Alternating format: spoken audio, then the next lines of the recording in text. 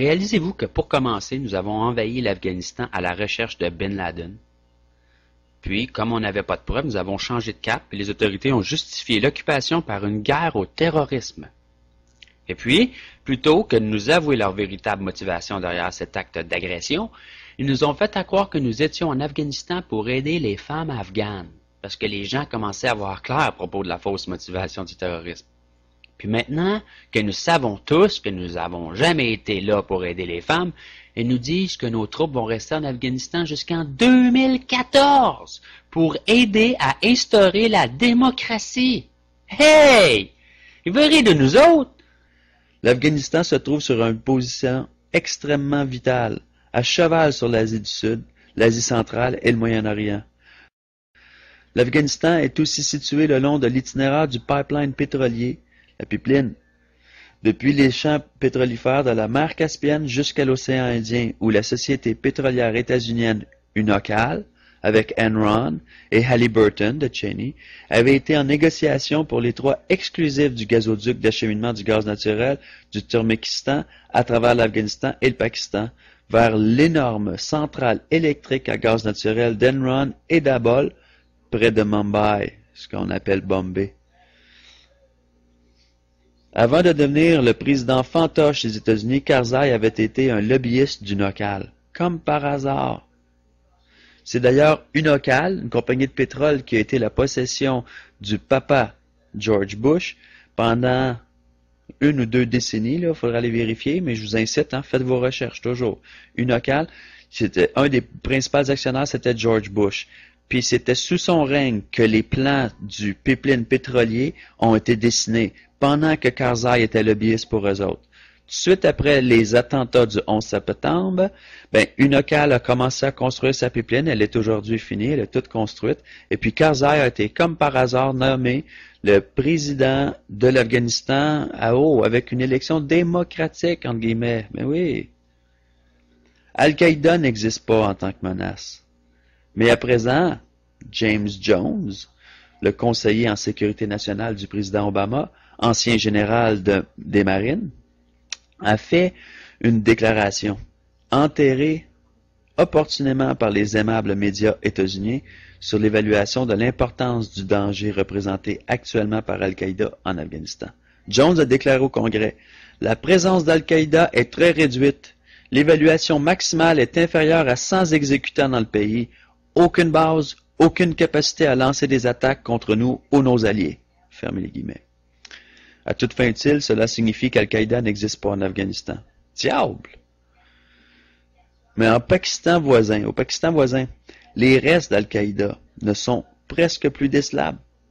Le Wall Street Journal signale, chassés par les drones états-uniens, en proie à des problèmes d'argent et trouvant plus de difficultés à attirer les jeunes arabes dans les montagnes sombres du Pakistan, Al-Qaïda voit son rôle rapetissé là-bas et en Afghanistan, selon des rapports du renseignement et des responsables pakistanais et états-uniens. Pour les jeunes arabes, qui sont les principales recrues d'Al-Qaïda, il n'est pas romantique d'avoir faim, d'avoir froid, puis de se cacher, a déclaré un haut responsable états-unien en Asie du Sud. Si nous comprenons les conséquences logiques de cette déclaration, nous devons tous conclure que la raison pour laquelle des jeunes soldats allemands et d'autres de l'OTAN meurent dans les montagnes afghanes n'a rien à voir avec gagner une guerre contre le terrorisme. Opportunément, la plupart des médias choisissent d'oublier le fait qu'Al-Qaïda, dans la mesure où cette organisation a existé, était la création de la CIA des années 80.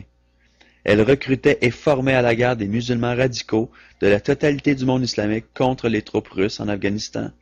Faites vos recherches. James Jones, le patron de National Security Council, reconnaît à présent qu'il n'y a pratiquement presque personne d'Al-Qaïda en Afghanistan.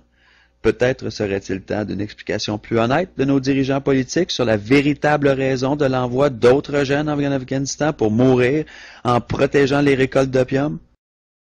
Il est pour le moins alarmant de remarquer que l'armée recrute dans nos écoles publiques des jeunes d'âge mineur, s'inquiète Daniel B. Lafrenière, secrétaire trésorier à la Centrale des syndicats du Québec, la CSSQ. Au lieu de constituer des lieux d'embrigadement pour l'armée, les établissements scolaires devraient être des lieux d'éducation à la paix.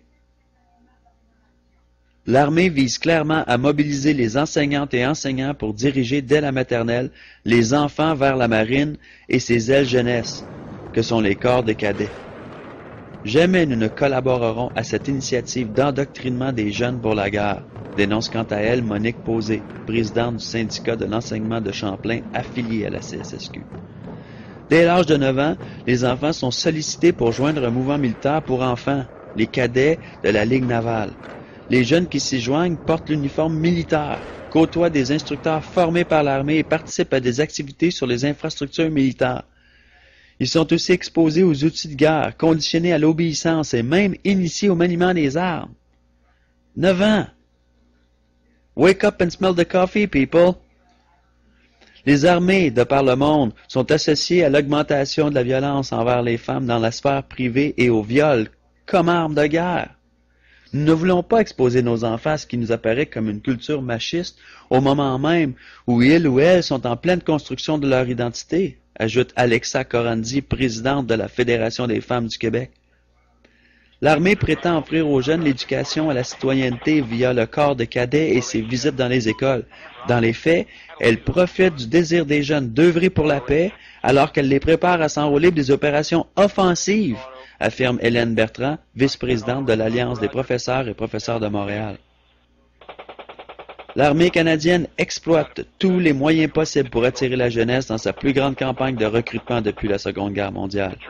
Nous allons contrer ces initiatives de propagande jusque dans nos écoles primaires, ont conclu les représentants de la coalition. Jamais nous ne collaborerons à cette initiative d'endoctrinement des jeunes pour la guerre, dénonce quant à elle Monique Posé, présidente du syndicat de l'enseignement de Champlain affilié à la CSSQ. Lancée en 2009, la coalition contre le recrutement militaire dans les établissements d'enseignement regroupe le Centre des ressources sur la non-violence, la Centrale des syndicats du Québec, la Fédération nationale des enseignants et enseignantes du Québec, l'Association pour une solidarité syndicale étudiante, la Fédération étudiante collégiale du Québec, et maintenant s'ajoute la Fédération des femmes du Québec et l'Alliance des professeurs et professeurs du Québec. Quand professeur deux fois, c'est professeur et professeur, en masculin féminin. Par respect pour les femmes. Le premier ministre Stephen Harper, dont le gouvernement a fait fi à maintes reprises des droits et normes démocratiques fondamentaux, entre autres en ayant recours 2 fois au pouvoir arbitraire de la gouverneure générale non élue pour fermer temporairement le Parlement, s'est joint à l'opposition en acclamant l'entente, soulignant que la démocratie y gagnerait. La réalité est tout autre. L'entente a été conçue pour violer la démocratie en empêchant les Canadiens d'être informés de la complicité de leur gouvernement et de l'armée dans des crimes de guerre.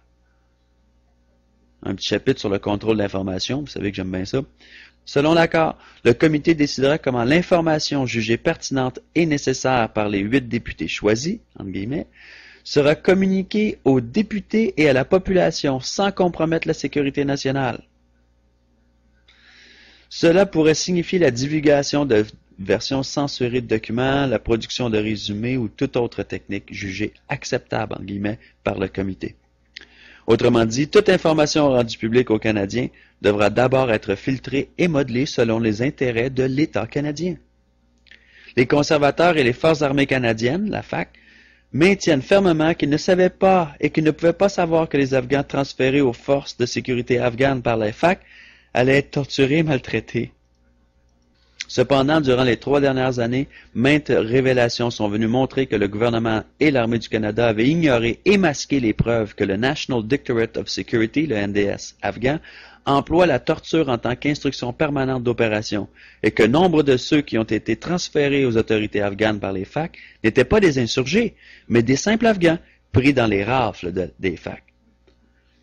Selon les conventions de Genève, transférer des prisonniers à un gouvernement ou à un pouvoir dont on peut raisonnablement présumer qu'il les maltraitera et les torturera consiste un crime de guerre.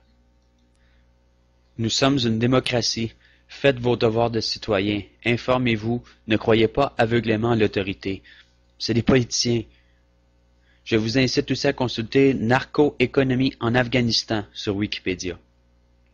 Merci à tous les citoyens qui prennent leurs responsabilités et qui ont contribué à rendre ces informations accessibles.